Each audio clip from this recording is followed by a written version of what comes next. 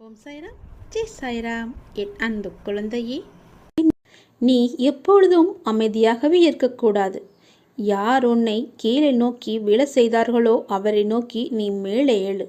எதற்காகவும் தயங்கி போய் கூனி குறுகி நிற்காதே. உனக்கு துணையாக உன் அப்பன் ஈசன் நான் இருக்கிறேன். நீ கவலையின்றி தைரியமாக மேலே எழுந்து வா. நீ மேலே எழும்புவதற்கு என்னுடைய கையை தருகிறேன். என் கையை பிடித்து கொண்டு நீ மேலே எழுந்து வா.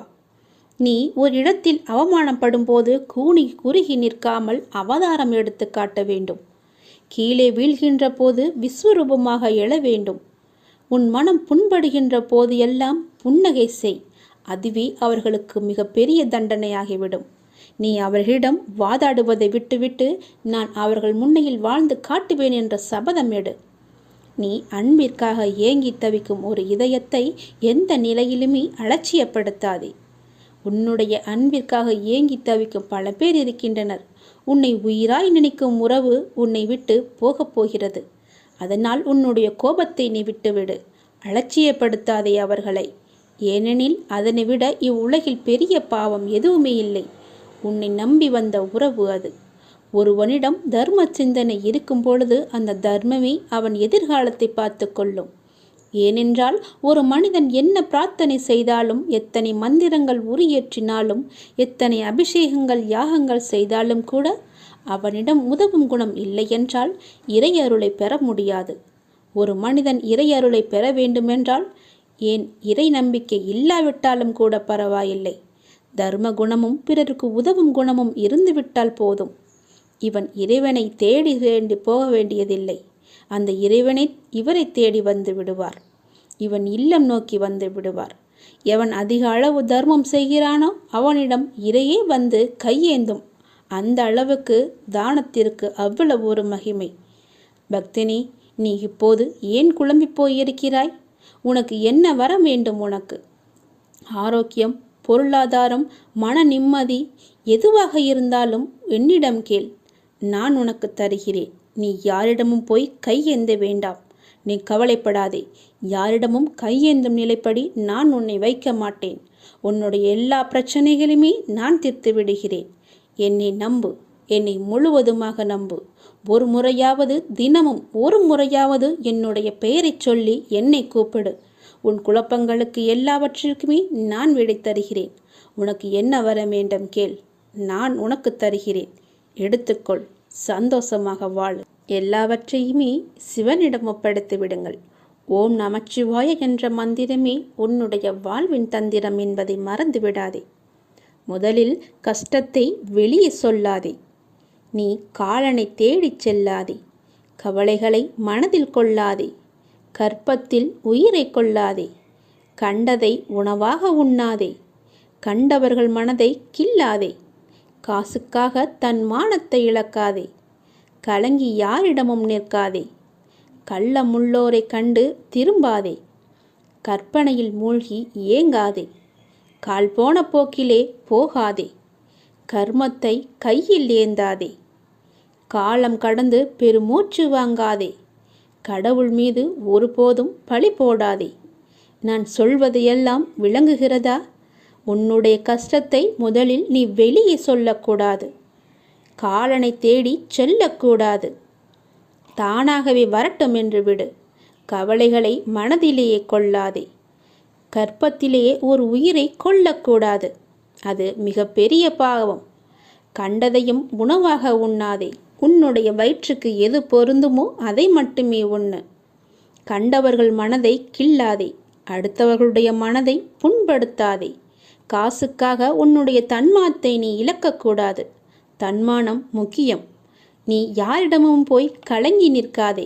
எனக்கு யாரும் இல்லை என்று சொல்லாதே. கள்ளமுள்ளோரை கண்டு திரும்பாதே. அதாவது வஞ்சக எண்ணம் உள்ளோரை கண்டால் நீ உடனே திரும்பி வந்துவிடு. அவர்கள் முகத்தை கூட பார்க்காதே. கற்பனையிலேயே மூழ்கி ஏங்காதே. பேராசைப்படக்கூடாது என்கிறார். கால் போன போக்கிலே போகாதே. எங்கு வேண்டுமானாலும் போகலாம். கால் போன போக்கில் போனால் செல்ற இடம் கூட தெரியாது. கர்மத்தை கையில் ஏந்தாதே. நல்லதை மட்டுமே செய். உன் கர்மா எல்லாமே அழிந்துவிடும். காலம் கடந்து பெருமூச்சு வாங்காதே. நேரம் உள்ள போதே தூற்றிக்கொள். நேரம் போனால் பிறகு கிடைக்காது. நேரம் மிக அற்புதமானது, திரும்பி வராது. கடவுள் மீது ஒருபோதும் பழி போடாதே. யான் கேட்டு என் கடவுள் எனக்கு செய்யவில்லை என்று அவரை நீ திட்டாதே. அவருக்கு தெரியும் உனக்கு எப்போது எப்படி செய்ய வேண்டும் என்று. கடவுளுக்கு தெரியும். அவருக்கு தெரியாமலையா நீ வந்தாய்? கடவுள் மீது ஒருபோதுமே பழி போடும் எண்ணத்தை விட்டுவிடு. அவன் அப்பா எல்லாவற்றையுமே பார்த்து கொள்வார் என்ற நம்பிக்கையோடு இரு. நீ நினைத்த செயல் விரைவிலேயே என் ஆசையுடன் நடக்கப் போகிறது. உன்னை சரியான நேரத்தில் நான் கரம் குழித்து இழுத்து வந்து விட்டேன். நீ பயப்படாதே. எல்லாமே என்னுடைய ஆசைப்படியே நடக்கும். வாழ்வில் நடைமுறையில் உள்ள சில விஷயங்களை யதார்த்தமாக நீ புரிந்து கொண்டால் இன்பத்தையும் துன்பத்தையும் சமநிலையில் ஏற்கலாம். நீ முயற்றுப்பார். என் துணையோடு எல்லாவற்றையுமே போராடிப்பார். போராட்டமே இல்லாத வாழ்க்கை இங்கு யாருக்குமே அமைவதில்லை. போராட்டத்தை சந்திக்காத எந்த உயிரும் இந்த பூமியில் வாழ முடியாது. தெரிந்து கொள். பிறந்தது முதல் இறப்பது வரை போராட்டம் இருந்து கொண்டுதான் இருக்கிறது. பிறந்த குழந்தை கூட அழுகை என்னும் சத்தம் செய்துதான் தன்னுடைய தேவைகளை பூர்த்தி செய்கிறது. போராட்டத்தில் பிறந்து போராட்டத்தில் வளர்ந்து போராட்டத்தில் மடிவதுதான் வாழ்க்கை. இன்று மனிதன் போராட்டம் இல்லாத வாழ்க்கை வாழ ஆசைப்படுகின்றான். அதைத்தான் விரும்புகின்றான். வாழ்க்கையில் தங்கள் குறிக்கோளை நிலைநிறுத்தி கொள்ள ஒவ்வொரு மனிதனும் இவ்வுலகில் போராட வேண்டியிருக்கிறது. பூந்தோட்டத்தில் ஒவ்வொரு நாளும் புது புது மலர்கள் பூப்பதுண்டு. ஆனால் அவை நிலைப்பது இல்லை. அது நியதியும் இல்லை. அதுபோலத்தான் வாழ்க்கை என்னும் பூந்தோட்டத்தில் ஒவ்வொரு நாளும் புது புது மலர்களாக பூத்து கொண்டிருக்கிறோம். எவ்வாறு பூந்தோட்டத்தில் மலர்ந்த ஒரு பூ நிலைப்பது இல்லையோ அது போலத்தான் வாழ்க்கையும். போராட்டங்கள் இல்லாமல் வாழ்வில் எதுவுமே வெற்றி பெற முடியாது. போராட்டம் இல்லை என்றால் வாழ்க்கை உப்புச்சப்பு இல்லாமல் போய்விடும். வாழ்க்கையில் உங்களுக்கு அழுவதற்கு 100 காரணங்கள் இருந்தாலும் சிரிப்பதற்கு என்னிடம் 1000 காரணங்கள் இருக்கிறது என்று வாழ்ந்து காட்டு. சரியான நேர்மையான வாழ்க்கை பயணப்பாதை முட்கள் நிறைந்த கரடுமுரடான பாதைத்தான். இப்பாதையில் முட்களாகவும் கரடுமுரடான கற்களாகவும் பிறரின் அவமான பேச்சுக்களும் பழிச்சொற்களும் நியாயமில்லாத விமர்சனங்களும் தான் நிறைந்திருக்கும். அதை நீ தெரிந்து கொள். வாழ்க்கை என்பது அவ்வளவு சுலபமல்ல. களை இல்லாத தோட்டமில்லை. அதுபோலத்தான் போராட்டம் இல்லாத வாழ்க்கையும் இல்லை. வாழ்க்கை அழகானதாக மாற்றிக்கொள்வது உன்னுடைய கையில்தான் இருக்கிறது. எல்லோருடைய வாழ்விலும் இன்பம் துன்பம் என்று எல்லாமே கலந்துதான் இருக்கும். நாம் அவற்றை எப்படி எடுத்துக்கொள்கிறோம் என்பதுதான் மிக முக்கியம். ஆசையை குறைத்து கொள்ள வேண்டும். மனநிறைவு இருந்தாலே போதும். உன்னுடைய வாழ்வில் மகிழ்ச்சி தானாக நிலைத்து நிற்கும். போராட்டம் இருந்தாலும் கூட யாரும் வாழ்க்கையை வெறுப்பதில்லை. போராட்டங்களை எல்லாம் ஏற்றுக்கொள்ளவும் நமக்கு ஏற்றதாக மாற்றிக்கொள்ளவும் பழகினாலே போதும். வாழ்க்கை பூந்தோட்டமாக மாறிவிடும். உங்களின் வாழ்வில் நல்லது நடக்க வேண்டுமென்றால் நான் சொல்வதை பின்பற்றுங்கள். நீங்கள் எப்படிப்பட்ட பாதையில் பயணம் செய்தாலும் உங்கள் நற்சிந்தனையாலும் நற்செயல்களாலும் மலரும் புதிய பயனுள்ள மலர்களால் பாதையை நிரப்புங்கள். உங்கள் வாழ்வு இனிதாக அமையும். நீங்கள் வாழ வாருங்கள். என்னுடைய ஆசையுடன் நீங்கள் போராட்டத்தில் குதிக்க தயாராக இருங்கள். என் துணை உனக்கு உண்டு. வாழும் ஒவ்வொரு நிமிடமும் இறை சிந்தனையுடன் இருங்கள். இறை சிந்தனை உள்ள பொழுது விழிப்புணர்வுடன் ஒவ்வொரு செயலையுமே நன்றாக துல்லியமாக எந்த குறையும் இல்லாமல் செய்ய முடியும். விழிப்புணர்வுடன் நீங்கள் செய்யும் எந்த செயலும் தவறாவதற்கு வாய்ப்பே கிடையாது. விழிப்புணர்வுடன் செய்யும் செயல்கள் நிச்சயம் ஒரு நாள் வெற்றியை தரும். உங்களுக்கு கிடைக்கும் வெற்றிக்கும் தோல்விக்கும் நிச்சயமாக ஒரு காரணம் இருக்கும். இரண்டையும் ஒன்றாக எடுத்துக்கொள்ள நீங்கள் முயற்சி செய்யுங்கள். வெற்றிக்காக மட்டும் செயல்களை செய்யக்கூடாது. ஒவ்வொரு செயலையும் இறைவனுக்காக நீங்கள் செய்யுங்கள். உங்களை படைத்த கடவுளுக்காக செய்யுங்கள்.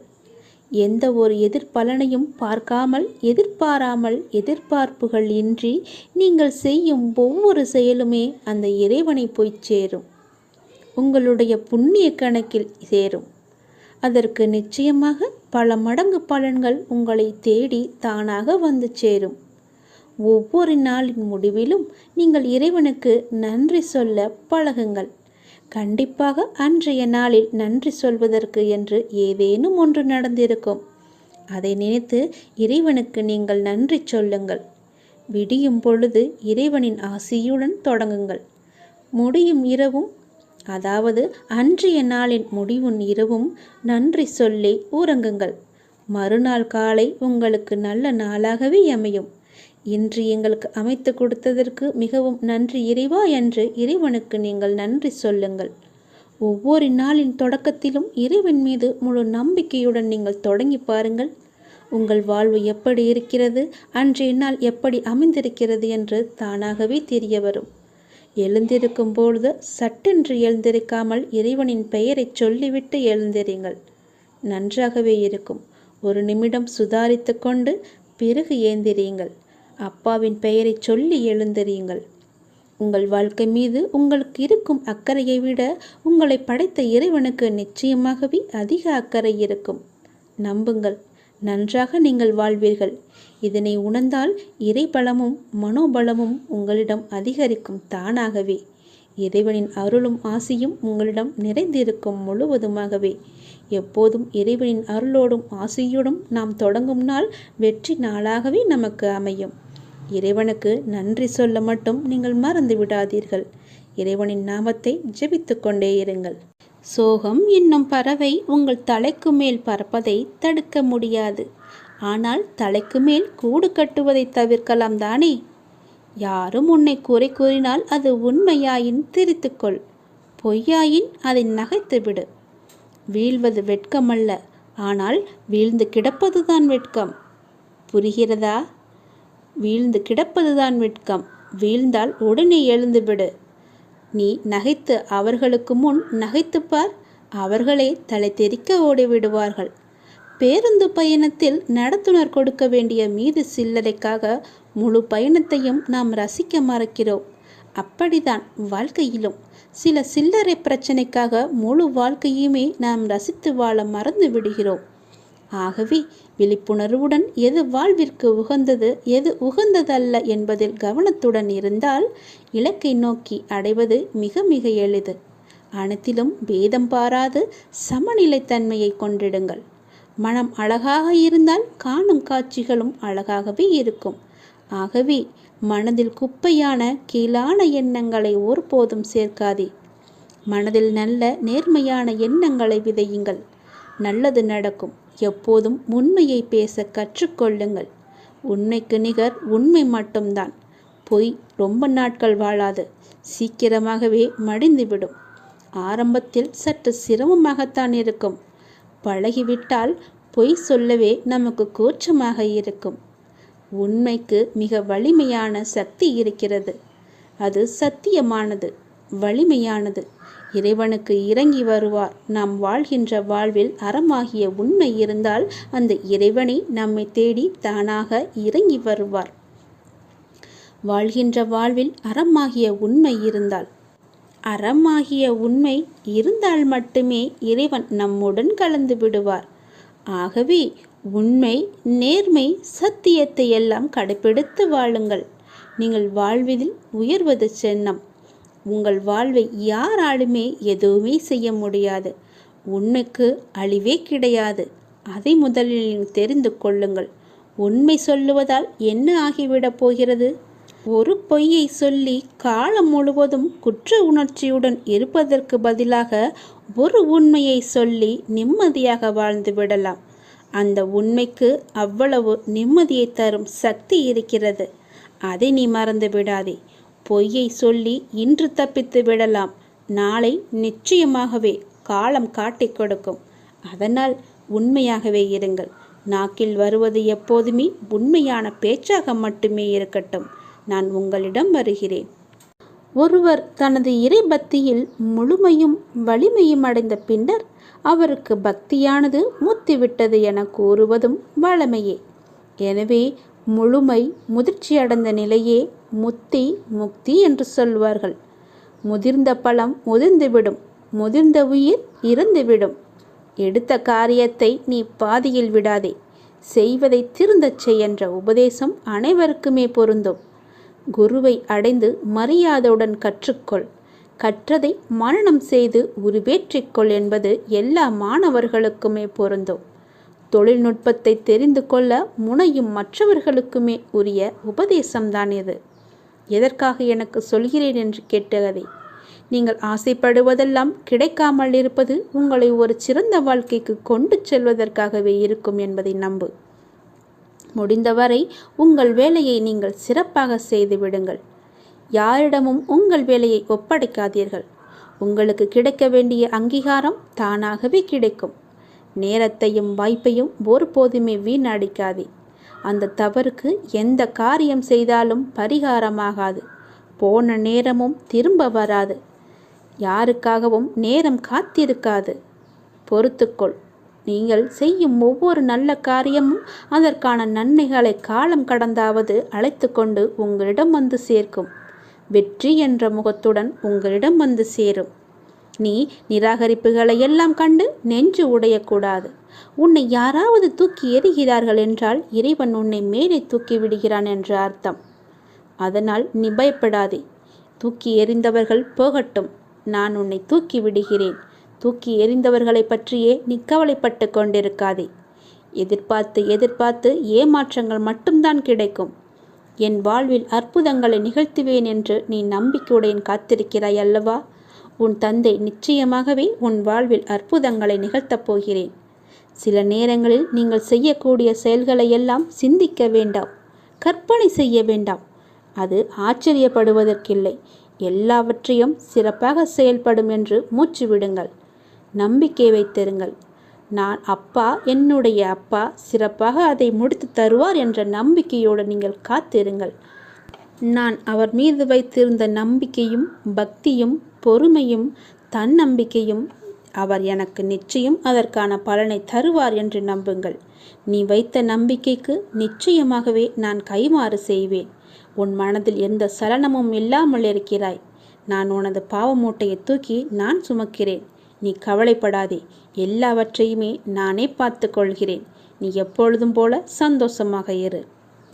நீ இப்போது உன் மனதில் ஏகப்பட்ட குழப்பங்களுடன் பதற்றத்துடனும் இருக்கின்றாய். வீணான கவலைகளை உன் மனதில் வைத்து கொண்டிருக்கிறாய். உன் மனமானது, உன் இதயமானது துடித்துடிப்புடன் காணப்படுகிறது. எதற்காக? வீணாக எதற்காக இந்த கவலை? ஏன் இந்த குழப்பம்? எதற்காக இந்த பதற்றம்? ஏன் இந்த துடித்துடிப்பு? நீ முதலில் அனைத்தையுமே விட்டுவிடு. உன் வேலைகளை பார்த்து கொண்டிரு. போகிற போக்கிலேயே போய்கொண்டிரு. எதையும் நீ தூக்கி சுமந்து கொண்டிருக்காதே. அதை முதலில் மறப்பதற்கு என்ன செய்ய வேண்டுமோ அதை செய். உன்னுடைய மனம் அதிலேயே லயித்து இல்லாமல் வேறு பக்கம் திருப்பு. அப்போதுதான் அவற்றை பற்றி எண்ணம் உன் மனதில் இழுக்காமல் இருக்கும். நான் உனக்காக அவதரித்தவன். நான் இருக்கும்போது எதற்காக நீ கவலைப்படுகிறாய்? உன்னை நல்லபடியாக உயர்த்த உனக்காக பாடுபட்டு கொண்டு நான் இங்கே இருக்கிறேன். தயவு செய்து நான் உன்னுடன் இருப்பதை நீ உணர்ந்து கொள். நான் வருவதற்கு முன்பும் வந்ததற்கு பிறகும் நடந்து கொண்டிருப்பதை நீ உணர்ந்து கொள்.